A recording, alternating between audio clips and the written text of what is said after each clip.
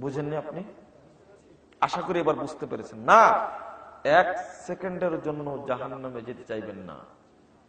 এক শ্রেণীর বেয়াদব লোক আছে, জানেন, বোকা মার্কা লোক আছে এক শ্রেণীর, একবার অধম মূর্খ, একবার মাথায় গোবর পোড়া আছে। ওরা সালাত পড়ে না, ওরা সালাত পড়ে না। বলে কি জানেন? আরে 2-1 দিন জাহান্নামে থেকে তো আবার জান্নাতে যাবই। ওর সাহস কত দেখছেন? ওর কত অহংকার ভেতরে। ওই হলো ইতর মার্কা লোক, হলো বেন্না মার্কা লোক। ও হতে পারে মাস্টার্স পাস, ও হতে পারে বড় ডিগ্রিধারী, কিন্তু ও পশুর চেয়েও খারাপ মানুষ। পশুর চেয়েও খারাপ। ও মাস্টার্স পাস করে কি করবে? ও সালাত আদায় করে না। ওই জ্ঞানের 5 পয়সা দাম না। ওই জ্ঞানকে কোনো মূল্যায়ন করা যাবে না।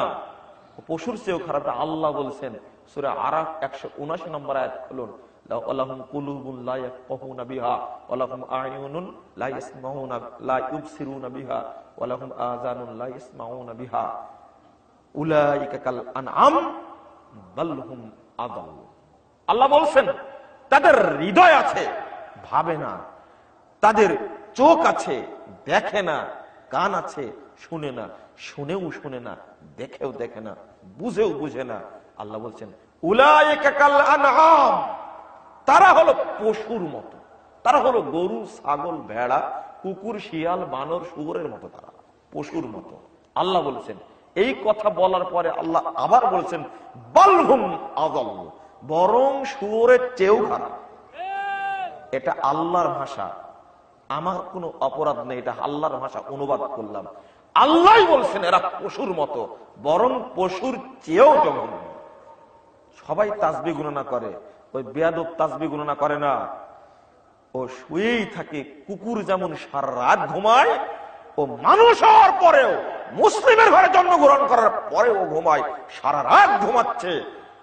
ও রাত 2টায় গেছে বাড়িতে, সারাদিন আড্ডা টিপেছে, মদ খেয়েছে, গাঁজা খেয়েছে, চুয়ানি খেয়েছে, দোকানে আড্ডা টিপেছে। ও রাত্রিতে 2টায় ঘুমাইছে, উঠবে সকাল 10টায়। ওর সালাত সিয়াম পরিবারের কিছুই নেই। একে পশু না? তাহলে ও আবার বলছে 2-1 দিন জাহান্নামে থেকে আবার তো জান্নাতে যাবো। মনে হচ্ছে জান্নাত ওর নানির বাড়ির সম্পত্তি। মনে হচ্ছে জান্নাত ওর বাপের বাড়ির বারান্দা। একটা হাদিস শোনেন আপনি, হাদিসটা কাঁধে করে বাড়ি নিয়ে যেতে পারেন কিনা দেখি। 7346 নম্বর হাদিস সহিহ মুসলিম, 7346 নম্বর হাদিস সহিহ মুসলিম। আল্লাহর নবী একদিন বলছেন আল তাসমাউনা সাওতান, সাহাবা کرام তোমরা কি একটা বিকট শব্দ শুনলে? বিকট শব্দ শুনতে পেলে কি? তখন সাহাবা کرام বললেন না, শুনলাম। জানো কিসের শব্দ? আল্লাহ ওয়া রাসূলু আলাম। তারা বললেন আল্লাহ এবং আল্লাহ রাসূল ভালো জানেন। এটা তাদের জবাব ছিল। তখন বলছেন আল্লাহ রাসূল, আজ থেকে 70 বছর পূর্বে, আজ থেকে 70 বছর পূর্বে জাহান্নামের মুখে একটা 1,00,00,000 বিলিয়ন ওজনের একটা পাথর ছেড়ে দেওয়া হয়েছিল। 70 বছর পূর্বে। 70 বছর পরে পাথরটি আজকে জাহান্নামের নিচে পড়েছে।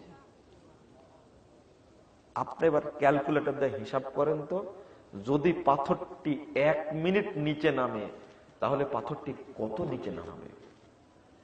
যদি পাথরটি 1 ঘন্টা নিচে নামতে থাকে তাহলে পাথরটি কত কিলোমিটার নিচে নামতে পারে? পাথরটি যদি 24 ঘন্টা নিচে নামে কত নিচে নামতে পারে? পাথরটি যদি নামতে থাকে 1 সপ্তাহ নিচে, কত নিচে নামবে?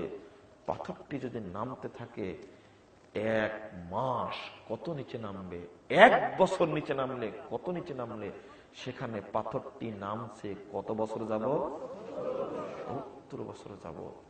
বেকুব, নাদান, মূর্খ, চোট্টা মার্কা তোমার ব্রেন।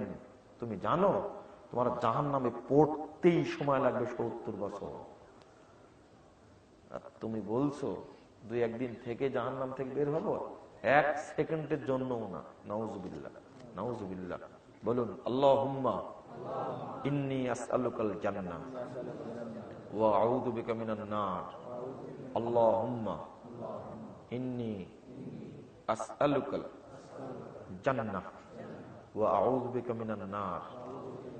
রাসূল সাল্লাল্লাহু আলাইহি ওয়াসাল্লাম বলছেন, জান্নাত যদি কেউ একবার চায় আল্লাহর কাছে, জান্নাত আল্লাহর কাছে দোয়া করে, 3 বার আল্লাহকে দোয়া করে, আল্লাহ লোকটাকে তুমি জান্নাতে দিও। যে ব্যক্তি একবার জাহান্নাম থেকে মুক্তি চায়, জাহান্নাম আল্লাহর কাছে 3 বার দোয়া করে, আল্লাহ লোকটাকে তুমি জাহান্নামে দিও না, তুমি জান্নাতে দিও। জান্নাত চাইবেন বেশি বেশি। খবরদার 1 সেকেন্ডের জন্য জাহান্নামে যাওয়ার আশা করবেন না, 1 সেকেন্ডের জন্য।